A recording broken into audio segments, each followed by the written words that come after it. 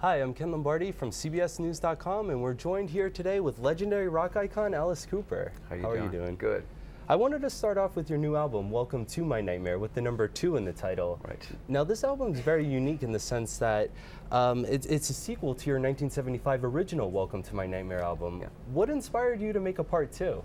You know, you're always gambling by doing a sequel. Anytime you hear sequel, you go, oh no, it's not going to be as good as the first one. Yeah.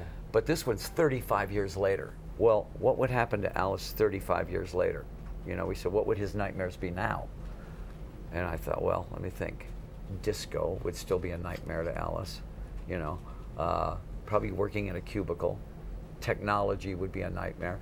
But still, there would still be that thing of what's in the dark also, you know. We're not quite sure what's going on in the dark. And Alice, you also have a track featuring Kesha on this album. That's kind of a surprise team up. How did that collaboration come about? Who should play the devil on this album? A hip-hop artist. Because that would be the devil to Alice.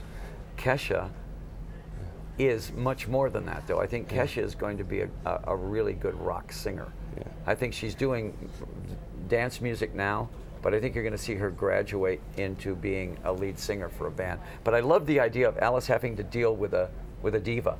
Yeah. And the diva's the devil. Very close, diva devil. I bet a lot of your fans are eagerly awaiting the release of this. Well, it's with Bob Ezrin also. Bob produced the first one. So when Bob and I get together, we did Schools Out and $1 Billion Babies together also, and love it to death. And when we get together, we bring out the absolute worst in each other, which means it's probably going to be a good album. The creativity emerges from that. Members of your Alice Cooper band are also in this as well. You know, I invited the guys when we got in the Hall of Fame. We got together, and we hadn't really. It was a unique situation in the fact that when we broke up in '75, we didn't break up with any bad blood.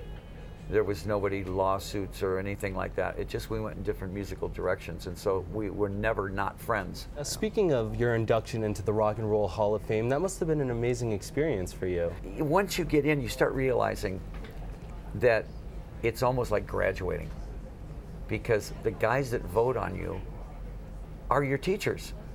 You know, you look at the guys that are in the Hall of Fame, and the Pete Townsends and the Mick Jaggers and the Paul McCartneys, they're the ones that got us into the business. You know, we listened to the records and we wanted to write songs like that, so they vote on you.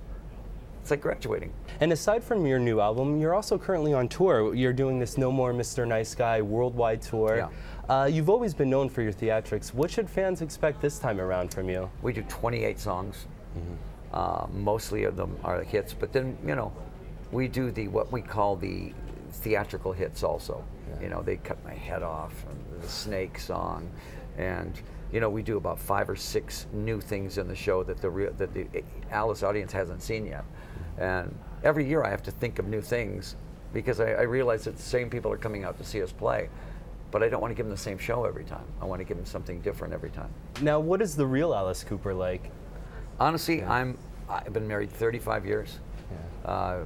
Never cheated on my wife. I'm just the opposite of what you would think a rock star would be. I go to church every Sunday. I'm Christian. I got 3 kids.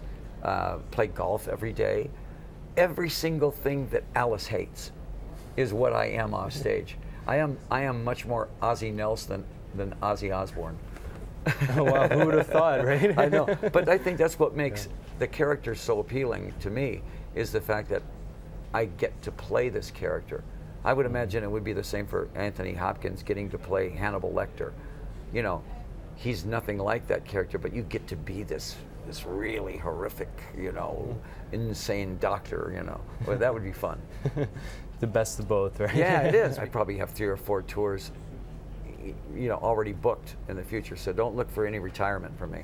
My mom's 86, and you know, every once in a while she'll break her wrist or she'll break her shoulder, and I haven't got time for that.